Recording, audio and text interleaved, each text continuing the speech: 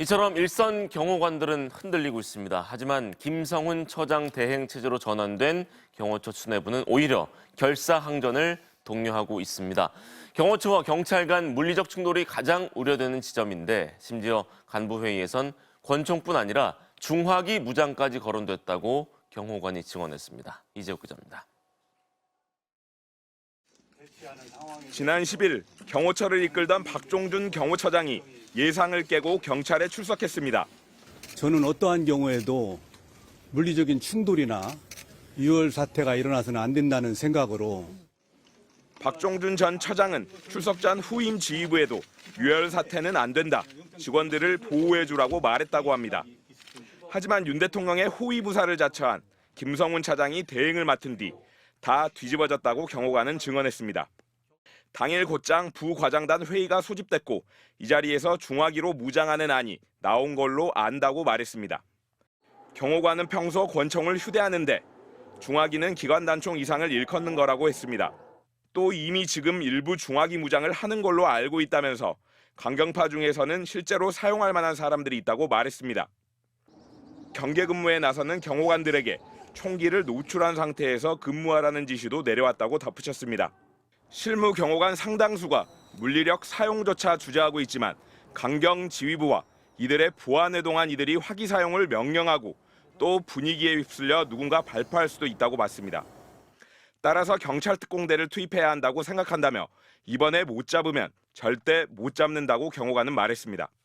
현재 관저 경호 인력은 최대 200여 명 규모로 근처 국방부 장관 공관이나 버스 등에 머물며 교대로 근무 중인데 경찰 진입 시 전원 또다시 투입될 걸로 보입니다. 실제 중화기 무장 논의가 있었는지 경호처에 질의했지만 경호처는 확인할 수 있는 내용이 아니라고 답했습니다. MBC 뉴스 이재욱입니다. 공수처가 2차 체포 영장 집행에 이번 주에 나설 거라는 전망이 우세한데요. 공수처에 나가 있는 취재기자 연결해 보겠습니다. 구나영 기자, 아직 영장 집행 움직임은 없습니까? 네, 윤 대통령의 체포영장이 다시 발부된 지 오늘로 1회째인데요. 1차 체포영장 집행 때는 오전 6시 14분쯤 차량이 공수처를 출발했는데 아직 그런 움직임은 없습니다. 공수처는 경호처 내부 동요에 주시하고 있습니다. 공수처 관계자는 법리 검토 결과 영장 집행을 막으라는 지시를 거부해도 직무유기죄가 안 된다고 결론 냈다고 밝혔는데요.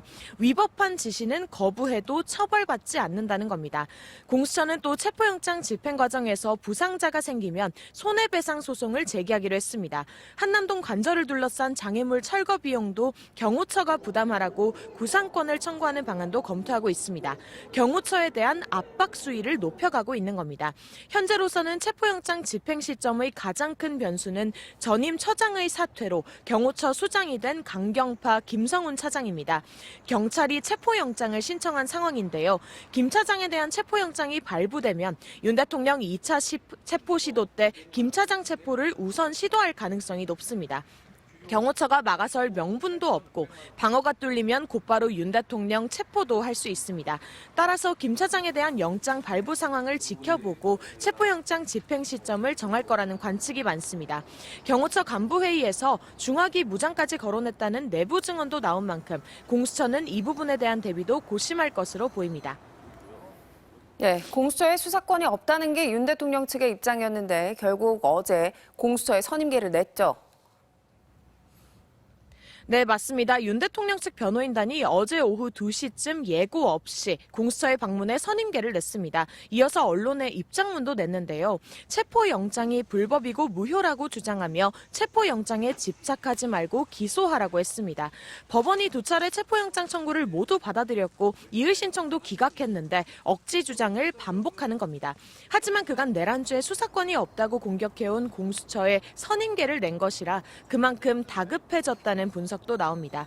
윤 대통령 측은 내일 열리는 탄핵 심판 첫 정식 변론기일에 윤 대통령은 출석하지 않겠다고 밝혔는데요. 신변 안전과 불상사가 우려된다는 이유를 들었는데 출석했다가 체포되는 상황을 염두에 둔 것으로 보입니다. 지금까지 공수처에서 전해드렸습니다. 주말 내내 한남동 관저 주변은 긴장감이 가득했습니다. 윤 대통령 측은 공수처의 체포영장 집행을 시도로 신변 안전이 우려된다면서 내일 예정된 탄핵 심판 첫 변론기일에 출석하지 않겠다고 밝혔습니다. 정상빈 기자입니다. 주말 내내 대통령 관저 주변은 삼엄한 경비 태세가 이어졌습니다. 관저 입구에는 대형 버스 여러 대가 배치됐고 진입로에도 차량들을 포개 만든 차벽이 세워졌습니다. 윤석열 대통령은 모습을 드러내지 않고 칩거를 이어갔습니다. 지난달 12일에 용산 대통령실을 방문해서 끝까지 싸우겠다는 내용의 대국민 담화를 녹화한 이후 공식적으로는 한 달째 관저 밖을 나서지 않고 있는 겁니다. 수사보다 탄핵 심판이 우선이라며 직접 헌법재판소에 출석할 수 있다는 뜻을 밝혀온 윤 대통령 측은 내일로 잡힌 첫 번째 변론 기일에 불참하겠다고 밝혔습니다. 윤 대통령 측 윤갑근 변호사는 공수처와 국수본이 체포영장 집행을 시도하고 있어서 신변 안전이 우려된다며 출석할 수 없다고 설명했습니다. 출석 요구에 불응해서 발부된 체포영장을 이유로 탄핵 심판에 직접 출석하지 않겠다고 밝힌 겁니다. 민주당은 계엄을 불법과 위헌이 아니라고 우기려면 최소한 직접 나와 설명하는 것이 도리라며 비겁한 내란 수계를 보며 국민은 가슴에서 천불이 난다고 비판했습니다. 경호처 내부에서 일부 동요하는 분위기가 전해졌지만 김성훈 경호처 차장 등 고위 간부들은 일단 관저 내부에서 상황을 예의주시한 것으로 전해졌습니다. 공조본의 체포영장 집행 시도가 언제 다시 이뤄질지 모르기 때문에 비상사태에 대비해서 전열을 가다듬고 있는 모양새입니다. MBC 뉴스 정상빈입니다. 미국 역사상 최악의 산불로 평가되는 LA 산불이 여전히 계속되고 있습니다. 이미 16명이 숨지고 서울 면적 4분의 1이 불에 탔지만 건조한 공기에 다시 강풍이 예보되면서 긴장감은 커지고 있습니다. 뉴욕에서 임경아 특파원입니다. 가장 큰 문제는 강한 바람입니다. 다소 잦아들었던 바람이 현지 시간 일요일 최대 시속 약 80km를 넘어섬에 따라 일대 지역에는 다시 적색 경보가 발령됐습니다. 가장 불길이 거센 팰리세이즈 지역 진화율은 아직도 11%에 불과한 데다 앞으로 사흘 바람이 더 강해질 수 있을 것으로 예상되면서 긴장감이 높아지고 있습니다. 가장 많은 사망자를 낸 이튼 화재 진화율은 27%를 기록하고 있습니다. 실종자 수도 계속 늘고 있어서 인명피해 규모가 커질 수 있다는 우려도 나옵니다. And unfortunately, during that search, we did locate 3 deceased. As these searches continue, I unfortunately anticipate that those numbers will increase. 세계적 명소 게티 미술관 직원들과 UCLA 학생 등도 대피하는 등 16만 명 이상이 대피 경고를 받았습니다. LA 당국은 화재로 인한 연기와 미세먼지가 호흡기에 악영향을 줄 수 있다며 공중보건 비상사태를 선포했고 패서디나 등 일부 지역에서는 수돗물 음용 금지령이 내려졌습니다. 취임을 일주일 앞둔 트럼프 당선인은 민주당 개빈 뉴섬 캘리포니아 주지사의 잘못된 정책으로 재앙이 일어났다며 연일 비난을 이어가고 있습니다.